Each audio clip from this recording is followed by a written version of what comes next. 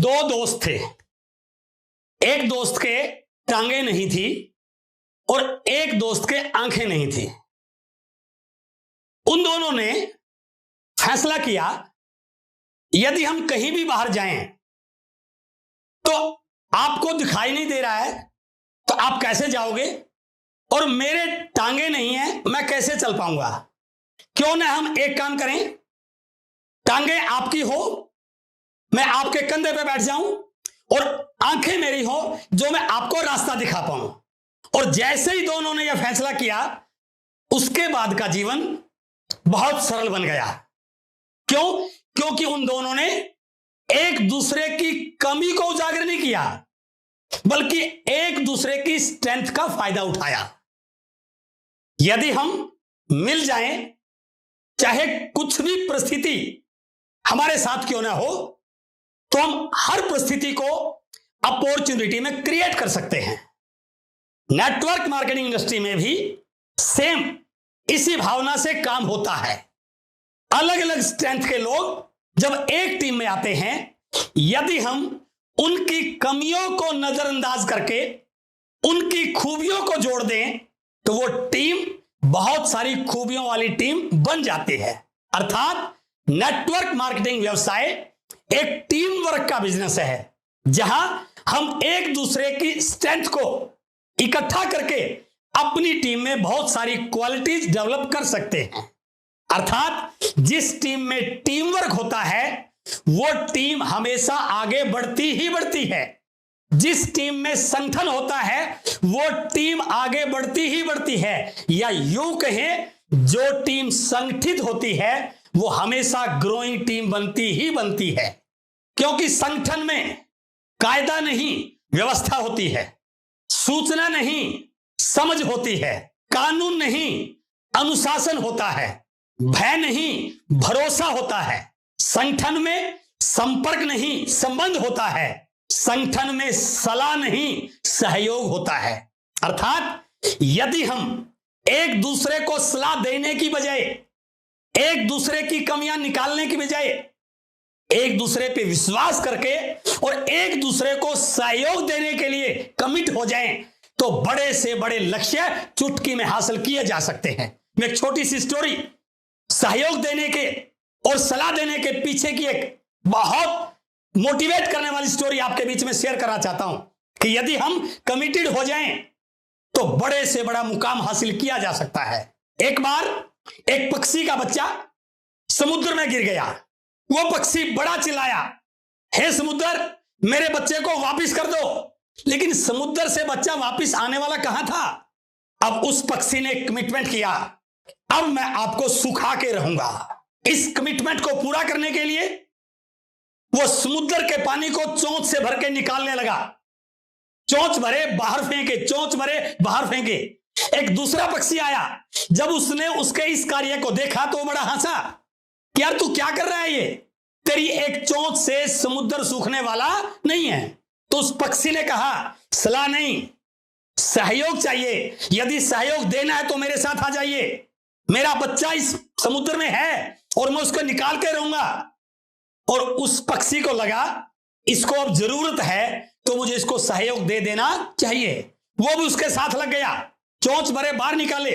फिर तीसरा पक्षी आया, उसने भी उसको सलाह दी कि यार तुम क्या कर रहे हो ये। तो उन दोनों ने कहा, सलाह नहीं, सहयोग चाहिए। और उस पक्षी ने भी उनकी बात पे ध्यान दिया और वो भी चोंच भर के बाहर पानी को निकालने लगा। ऐसा करते करते जो भी पक्षी आए वो सहयोग करने में जुट जाए, जो भी पक्षी आए वो सहयोग करने में जुट जाए। हजारों पक्षी इस काम में लग गए।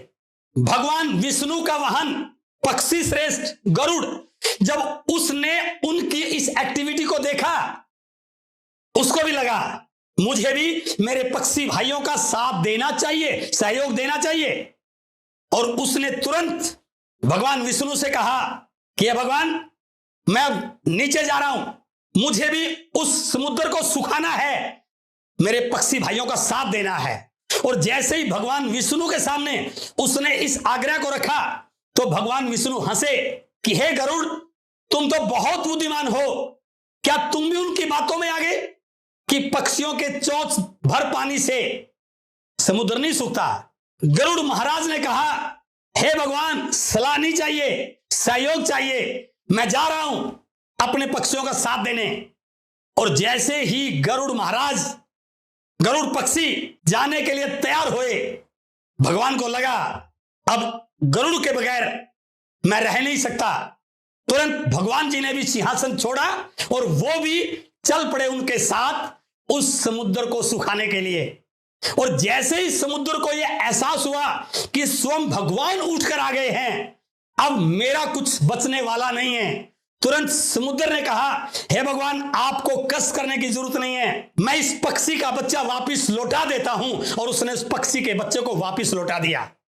मुझे नहीं पता यह कहानी सही थी या काल्पनिक थी, लेकिन इस कहानी के पीछे एक जरूर भावना है कि यदि संगठित हो जाए, सलाह की बजाय सहयोग देना लग जाए, एक व्यक्ति की कमिटमेंट हजारों लोगों की इकट्ठा कर सकती है, तो हम बड़े से बड़े लक्ष्य को बिल्कुल आसानी से पूरा कर सकते हैं। इसलिए इस नेटवर्क मार्केटिंग बिजनेस में भी यदि लोग सलाह देने की बजाय सहयोग देने पे आ जाएं, एक एक व्यक्ति अपनी ताकत को सहयोग में लगा दे, तो यहां पर ऐसा कौन सा कारण है जो आप बड़े लक्ष्य पूरा नहीं कर सकते? ऐसी कौन सी चुनौती है जो हम इस बिजनेस को करोड़ों तक नहीं पहुंचा सकते? ऐसी कौन सी मुश्किल है जो हमें अपने सपनों को पूरा करने से रोक सके? बस एक ही काम करना है, सलाह नहीं, सहयोग चाहिए। और जिस दिन हम सारे सहयोग देने पर आ जाएं, हम बहुत बड़ी टीम का नेतृत्व कर सकते हैं, हम बहुत सारे लोगों को लीड कर सकते हैं, और हम बहुत सारे लोगों को इस डायरेक्ट सेलिंग जैसी व्यवस्था में ला करके इस टर्नओवर को करोड़ों में कन्वर्ट कर सकते हैं। इसलिए टीम को संगठित कीजिए। यदि टीम में संगठन नहीं है तो शिकायतें बढ़ेगी, अविश्वास बढ़ेगा, टीम का ध्यान काम की बजाय इन शिकायतों पर रहेगा। और यदि किसी टीम में संगठन नहीं है, वो कभी आगे बढ़ती नहीं है। लेकिन यदि आपकी टीम में संगठन है, आपने टीम को संगठित कर दिया, तो टीम में शिकायतें नहीं होगी, टीम में रिजल्ट आएगा, टीम में अविश्वास नहीं होगा, टीम में विश्वास आएगा, एक दूसरे को प्रमोट किया जाएगा, एक दूसरे की बात को सुना जाएगा। और जब एक दूसरे को प्रमोट किया जाता है, एक दूसरे को सुना जाता है, तो टीम में टीम वर्क की भावना आती है। और जिस टीम में टीम वर्क होता है, वो टीम जीतती ही जीतती है। A player wins a game but a team wins the championship. यदि आप एक टीम हैं, एक टीम वर्क की भावना है, तो आप चैंपियन बन सकते हैं।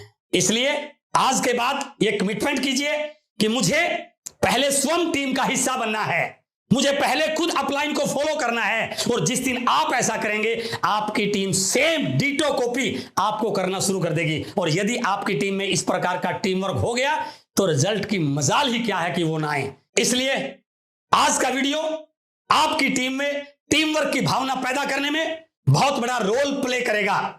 यदि आपने इस चैनल को अब तक सब्सक्राइब नहीं किया है, इसे सब्सक्राइब कीजिए, बेल आइकॉन को प्रेस कीजिए, ताकि आने वाले सारे इंफॉर्मेटिव और एजुकेशनल वीडियोस आप तक लगातार आते रहें। बहुत बहुत धन्यवाद। Thank you very much.